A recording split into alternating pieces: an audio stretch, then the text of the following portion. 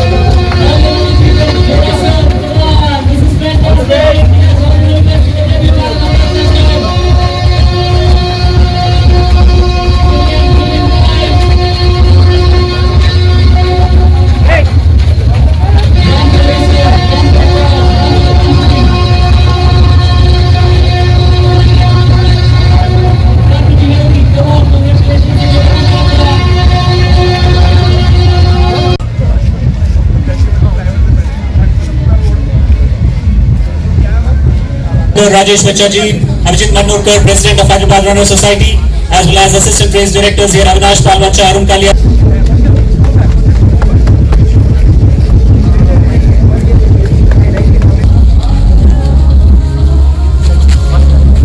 Good morning, sir. Welcome to the flag off area for the NMDC Hyderabad Marathon 2024. I'm going to be from the start of the full marathon for the regular runners. Set your timers, set your activity trackers. Can we turn the music off?